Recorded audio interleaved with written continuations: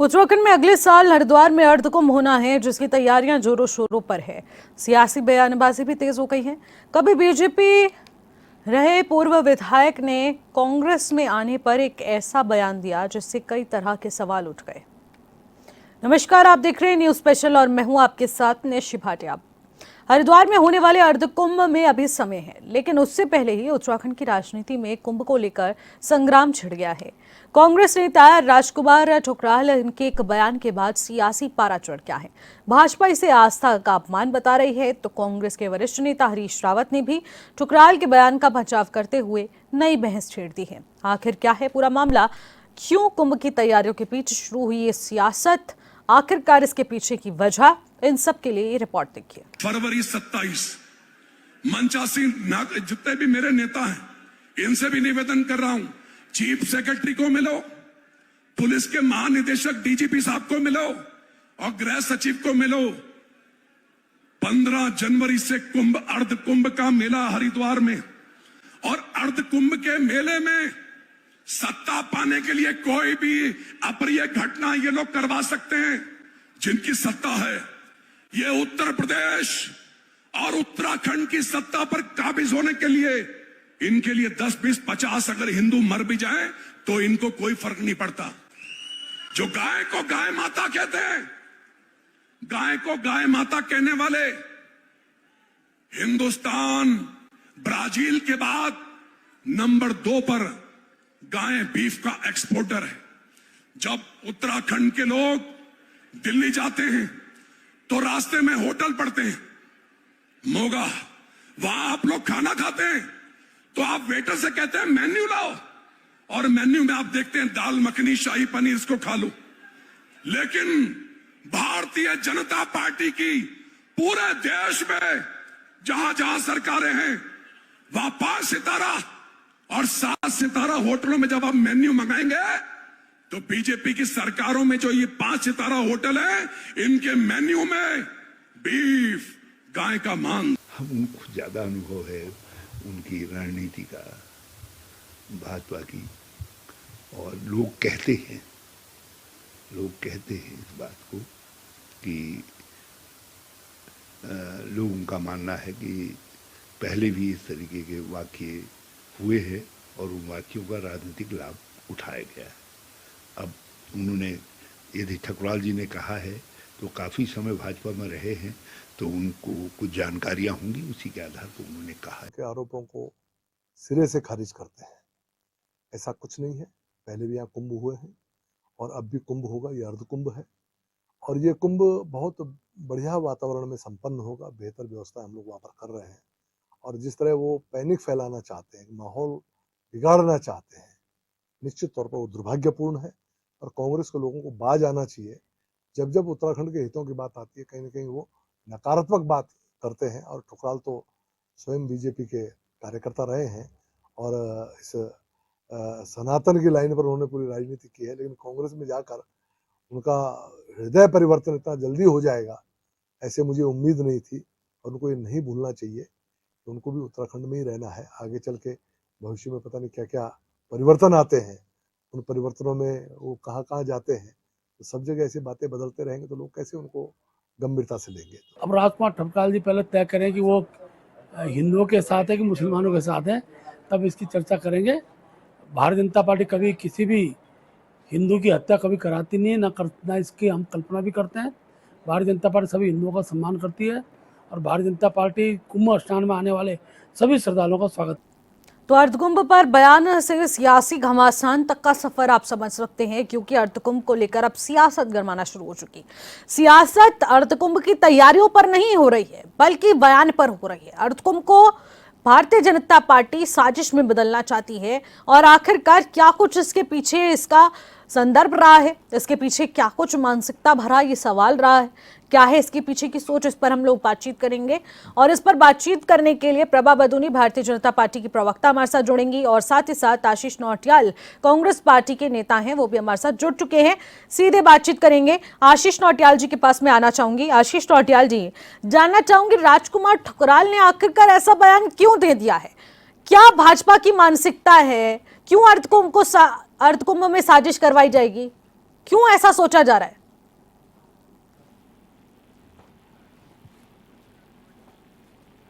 आशीष जी, क्या आपको मेरी आवाज मिल पा रही है?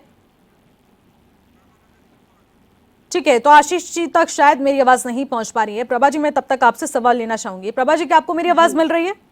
जी निशि जी। प्रभा जी, एक तरफ यहां पर पूर्व विधायक राजकुमार ठुकराल इतना बड़ा बयान दे रहे हैं कि अर्धकुंभ में सरकार तैयारियां नहीं कर रही है, बल्कि अर्धकुंभ में सत्ता पाने के लिए एक बड़ी साजिश क्रिएट करने की कोशिश में है। आखिरकार इस तरीके के बयान को किस तरीके से देख रहे हैं आप लोग? देखिए निश्चित जी, सबसे पहले तो मैं आपको बताना चाहूंगी कि हमारे राज्य में, उत्तराखंड राज्य में अर्धकुंभ होने जा रहा है और ये हमारे लिए बहुत बड़ी सौभाग्य की बात है। देश विदेश से श्रद्धालु यहाँ पर आएंगे और सरकार जिस प्रकार से तैयारियां कर रही है और उसकी मॉनिटरिंग हो रही है, सारी तैयारियां हो चुकी हैं, चल रही हैं और इतनी अच्छी व्यवस्थाएं वहां पर हो रही हैं और हम चाहते हैं अधिक से अधिक संख्या में लोग वहां पर आए और सरकार पूरी, मैं कहूंगी, गंभीरता के साथ श्रद्धालुओं के लिए किस प्रकार अच्छी व्यवस्थाएं हम दे सकते हैं, अच्छा अनुभव वो लेकर जाए। जिस प्रकार चारधाम यात्रा के लिए हमने तैयारियां करी और श्रद्धालु लाखों की संख्या में आ रही हैं, तो उसी प्रकार हमारी तैयारियां चल रही हैं। तो अब देखिए, कांग्रेस की विडंबना ये है कि वो ये देख रहे हैं कि इनकी चारधाम यात्रा इतनी सफल हो रही है और हर जगह सरकार का नाम हो रहा है, सरकार भारतीय जनता पार्टी की यहाँ पर है। तो देखिए, सनातन के विरोध में तो कांग्रेस पार्टी शुरू से ही रही है, हमने इनकी तुष्टीकरण की नीति हमेशा देखी है। और देखिए, सत्ता पाने के लिए ये लोग बौखलाए हुए हैं। भारतीय जनता पार्टी तो अपने काम की वजह से सत्ता में है और 2 बार इतिहास में रचा है उत्तराखंड में अपने काम की वजह से, और तीसरी बार इनको, मुझे लगता है, ये समझ चुके हैं कि यहाँ भारतीय जनता पार्टी की सरकार बनने वाली है, क्योंकि हर मोर्चे पर सरकार सफल है। चाहे वो आयोजन कर रहे हो, बड़े बड़े कुंभ का आयोजन अभी होगा, चारधाम यात्रा, शीतकालीन यात्रा हमारी यहाँ पर चल रही है। तो अब ये अंदर से हताश और निराश है और मेरे को लगता है इन सभी नेताओं का मानसिक संतुलन खराब हो गया है जो इस प्रकार के ये बयान दे रहे हैं। और आप ये देखिए, ये उत्तराखंड वही राज्य को भी बदनाम करने में लगे हुए हैं। आप भाजपा को बदनाम कर रही है, आप मुख्यमंत्री के लिए कहिए, आप प्रधानमंत्री के लिए कहिए, लेकिन आपका भी ये राज्य है, आपको भी यहीं से चुनाव लड़ना है। अगर आप सत्ता में भी आना चाहते हैं तो यहीं के जो चीजें हैं उन्हीं के साथ आपको भी काम करना है। लेकिन आप इस प्रकार का दुर्भाग्यपूर्ण बयान आप दे रहे हो कि कोई किसी को मरवाना चाहता है, तो क्या निशी जी, ये तो अपने में ही बहुत हास्यास्पद है। तो मुझे लगता है कि कांग्रेस में जाके उनका भी जो मानसिक संतुलन है वो खराब हो गया है और जहां इनको चुनावी रणनीति बनानी चाहिए, तो आज इनके पास उत्तराखंड के आगे ले जाने के लिए कोई मैनिफेस्टो तो है नहीं, ना विकास, ना कोई विजन। तो अब ये सोच रहे हैं किस प्रकार इस प्रकार के विवादित बयान और टिप्पणियां देंगे जिससे कि वही चर्चा का विषय बनेंगे और उसी से ये लोग अपना टाइम पास करना चाहते हैं। ठीक है, प्रभा जी, आप हमारे साथ बने रहिए। आशीष नौटियाल हमारे साथ जुड़ चुके हैं। आशीष जी, आवाज मिल पा रही है?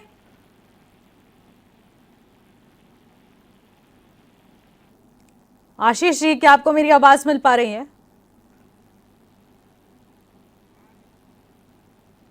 आशीष जी, मेरा आपसे ये सवाल है कि आखिरकार इस तरीके के बयान देने के पीछे का तात्पर्य क्या है, ये मैं आपसे जानना चाहूंगी। देखिए, हमारी बहन बैठी है, हाँ, सनातन की ठेकेदार हैं, ये मंदिरों के सोना चोरी कर देते हैं, अयोध्या मंदिर से चंदा उड़ा रहे हैं और सनातन की कहानी हमें समझा रहे हैं। बताइए, शर्म नहीं आती है आप लोगों को? किस तरह बात करते हैं? और वो सही है, उन्होंने अगर बयान दिया है, ठीक है, उनका वो अपना बयान है और उनको एक आशंका है, क्योंकि भारतीय जनता पार्टी जो है कभी भी शांति प्रिय नहीं रही। इनको दंगे कराने में मजा आता है, जब कुछ गड़बड़ होता है तो इनको वोट मिलता है, इनको मजा आते हैं, इनको पसंद करते हैं। ये डरा की राजनीति करने वाले लोग हैं, क्योंकि मोहब्बत की राजनीति नहीं जानते। ये तो आशीष जी, किस साजिश की भनक लग रही है आपको? देखिए, ये तो ठगवाल जी ने जिस प्रकार भी कहा कि भैया मुझे लगता है कि ऐसा ना हो कोई किसी बात को लेकर ये हल्ला कराए, दंगा कराए, क्योंकि इन्होंने पीछे जब कांवड़ यात्रा चल रही थी तो इन्होंने कहा कि मस्जिदों के अंदर वो मस्जिदों को बाहर से ढक दो हरे पर्दे से, कभी कुछ कभी कुछ। तो ये लोगों को ये बहाने चाहिए। जब भी धर्म का कोई कार्य होगा तो ये बीच में कुछ ना कुछ उल्टी सीधी हरकतें करने के लिए कूद जाएंगे। तो उन्हें कुछ आशंका लगी होगी कि ऐसा ना हो कि भाई इतना बड़ा अर्धकुंभ चलेगा, उस अर्धकुंभ में लोगों ने आना जाना है। सरकार को, क्योंकि अपनी सरकार बनाने की चिंता है, सरकार को आम जनता की चिंता थोड़ी है। आम जनता का क्या होगा इससे सरकार को मतलब नहीं है। इनको मतलब है कि हम सत्ता में रहने चाहिए, धर्म की ठेकेदारी बरकरार रहे, बस और कुछ नहीं।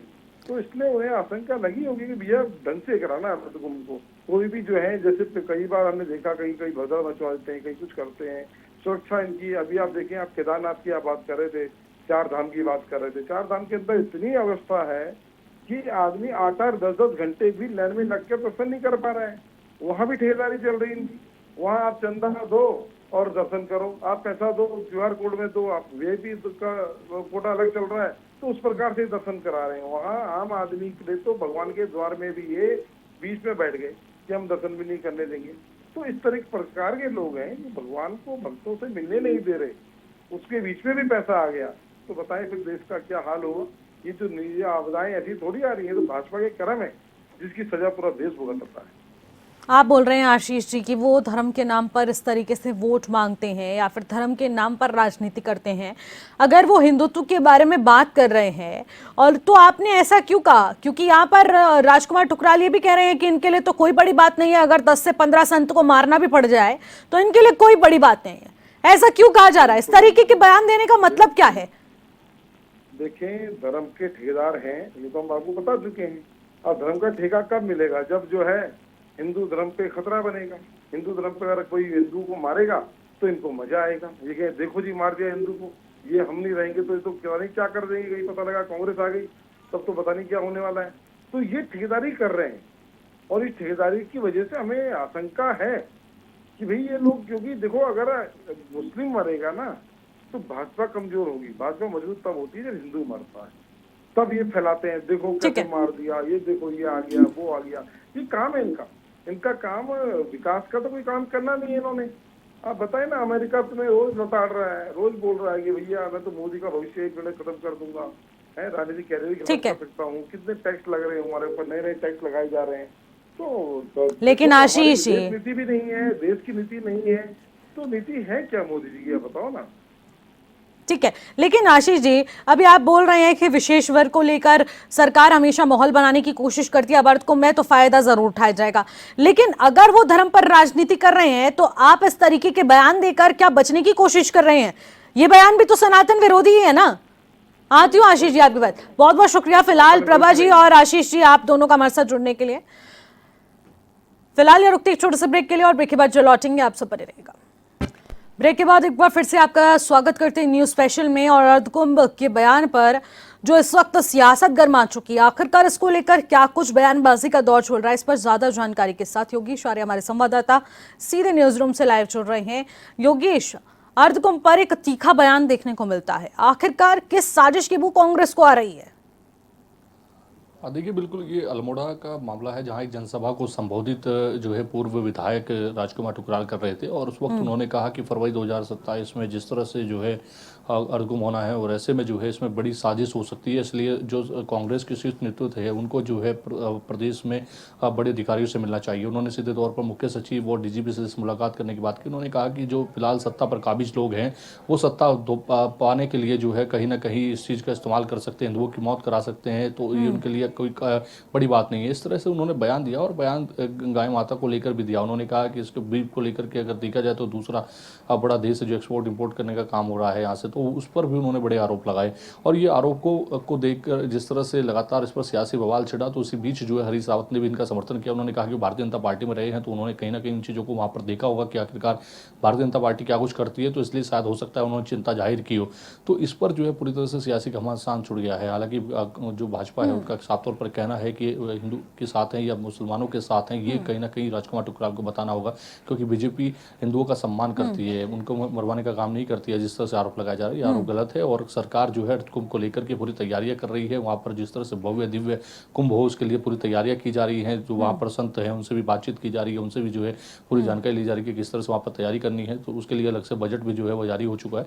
वहाँ पर इस बार दिव्य और भव्य कुंभ हो, उसकी तैयारी में सरकार है और कांग्रेस कहीं ना कहीं भ्रम फैलाने का काम कर रही है, राजनीति करने का काम कर रही है। बिल्कुल, देखिए राजनीति एक तरफ है, लेकिन एक तरफ सीरियसनेस की भी अगर बात कर ली जाए तो भारतीय जनता पार्टी और उत्तराखंड सरकार इस वक्त अर्धकुंभ को लेकर काफी ज्यादा सीरियस है।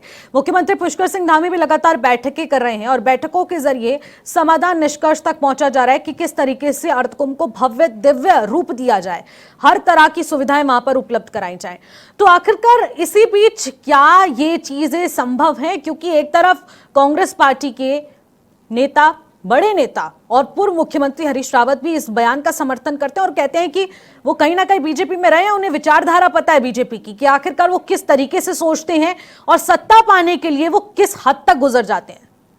देखिए, अगर कांग्रेस की बात करें तो कांग्रेस देखिए समय समय पर जो है भारतीय जनता पार्टी के ऊपर तमाम सवाल उठाती आई है। जैसे सरकार की बात हो चाहे संगठन को लेकर हो, तमाम उनकी विचारधारा पर उनके सवाल उठते हैं। आरएसएस को लेकर जो है कांग्रेस के लोग जो है समय समय पर जो है सवाल उठाते आए हैं और वो कहीं ना कहीं कारण है कि जब पूर्व विधायक जो कि पहले भारतीय जनता पार्टी में रहे हैं, उन्होंने वहाँ से उसके बाद जो है ज्वाइनिंग की है कांग्रेस में, तो उन्होंने जब इस तरह का बयान दिया तो उनको टारगेट करते हुए, यानी कि कहा जा सकता है कि उनके कंधे पर बंदूक रखकर जो है एक बार फिर पूर्व मुख्यमंत्री ने जो है उनका समर्थन तो किया बयान का, लेकिन टारगेट क्या है बीजेपी को कि आखिरकार जिस तरह का काम वो करा सकते हैं, क्योंकि वो पहले वहां रहे हैं तो उनको वहां की विचारधारा का पता है, यानी कि उन्हीं पर थोप दिया कि इनको इसकी विचारधारा का पता है, इसलिए ये चीजें हो सकती हैं।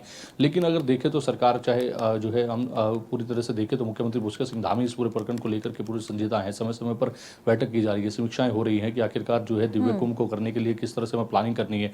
मुख्य सचिव आनंद वर्धन जो कि पूर्व में जो है वहाँ हरिद्वार के जो है जिलाधिकारी भी रहे हैं, इस वक्त मुख्य सचिव की भूमिका में है, तो उनको भी जो है पूरी तरह से ये कहा गया है कि आप पूरी तरह से देखिए, क्योंकि आप इससे पहले कुंभ करा चुके हैं तो वहां पर क्या कुछ हमें और तैयारियां करनी है, साधु संतों के साथ किस तरह से हमें चीज़ों को बेहतर करना है। तो ये कहना कि प्लानिंग हो रही है कि जो है बड़ी आसानी से जो है कुंभ की सरलता के साथ हो जाए, कोई इस तरह की घटनाएं ना वहां पर हो, तमाम चीज़ों की प्लानिंग जो है गवर्नमेंट कर रही है। और दूसरी ओर जो है इस तरह के आरोप लगाकर जो है सियासत रंग देना जो है कहीं ना कहीं अभी से शुरू हुआ है कांग्रेस। लेकिन योगेश देखिए, इससे पहले जब चारधाम यात्रा की शुरुआत होने वाली थी तो उससे पहले भी बैठकें की जा रही थी, जिस पर तब भी कांग्रेस की ओर से सवाल उठाए गए। अब अर्धकुंभ की तैयारियां हो रही हैं, उससे पहले ही सियासी बयानबाजी आप देख सकते हैं किस तरीके से हो रही है, जिस पर हम लगातार बहस कर रहे हैं। लेकिन आखिरकार हर धार्मिक बड़े आयोजनों पर इस तरीके से सियासत करना, इस तरीके के तीखे बयान देना, आखिरकार इन धार्मिक आयोजनों की विश्वसनीयता और जो यात्री हमारे यहाँ पर आएंगे, जो हमारे यहाँ पर्यटक आएंगे, हमारा संत समाज आएगा, इतना बड़ा सनातन का पर्व होने वाला है, कितना बड़ा विवाद पैदा कर सकता है, कितनी गंभीर बात है। बिल्कुल, देखिए निश्चित इसमें कहीं ना कहीं दोहराया नहीं है कि अगर इस तरह की चीजें सामने आएंगी तो लोगों के अंदर एक संशय पैदा होता है। इस तरह की जो सवाल जो है कहीं ना कहीं मंचों से इस तरह के भाषण दिए जाते हैं, वो जब वायरल होते हैं तो लोगों के मन में एक सवाल उठता है। और जब बाहर अन्य प्रदेशों की बात की जाए, देशों से बात की जाए, जो यहाँ पर लोग जो है कुंभ के लिए आने की सोचते हैं, जो है चारधाम पर जो है कहीं ना कहीं जो है बाहर के विदेशी नागरिक भी जो है चारधाम यात्रा करने के लिए आते हैं, और इससे पहले इस तरह के सवाल उठते हैं, इस तरह की बयानबाजी आती है, तो निश्चित तौर पर एक भ्रम की स्थिति कहा जाए या एक संशय की स्थिति जो है कहीं ना लोगों के मन में रहती है कि आखिरकार अगर वहां जाएं या ना जाएं, कहीं ऐसी स्थिति उत्पन्न ना हो जाए, क्योंकि वहां के नेता इस तरह की जो बयान दे रहे हैं, संख्या जारी कर रहे हैं, तो ये कहीं ना कहीं मन में आता है, उससे जो है प्रभावित चीजें होती हैं। तो ये कहीं ना कहीं सोचना होगा कि हम अपने प्रदेश के जो चारधाम यात्राएं हैं या कुंभ है उसको कितना बेहतर कर सकते हैं, उसके साथ सरकार के साथ मिलकर हम क्या कुछ और प्लानिंग कर सकते हैं। ये करने की बजाय वहां पर जब इस तरह के बयान दिए जाते हैं निश्चित तौर पर जो है इससे जो है सवाल खड़े होते हैं। बिल्कुल, सियासत से पहले सुझाव जरूरी है और सुझाव के जरिए अगर अर्धकुंभ की व्यवस्थाओं में बदलाव आएगा, उसे और सुदृढ़ किया जाएगा, तो फिर आखिरकार दिक्कत उत्पन्न ही नहीं होगी। लेकिन इस तरीके से जो सियासी विवाद पैदा कर दिया है, आखिरकार इसका असर कितना इस पर पड़ने वाला है, देखने वाली बात रहेगी। फिलहाल एक मुद्दा जरूर यहां पर बना दिया है जिससे सियासी हवा जरूर दी जा रही है। बहुत बहुत शुक्रिया योगेश हमारे साथ जुड़ने के लिए, बातचीत करने के लिए। तो फिलहाल न्यूज स्पेशल में इतना ही। आप देखते रहिएगा HNN 24x7। नमस्कार।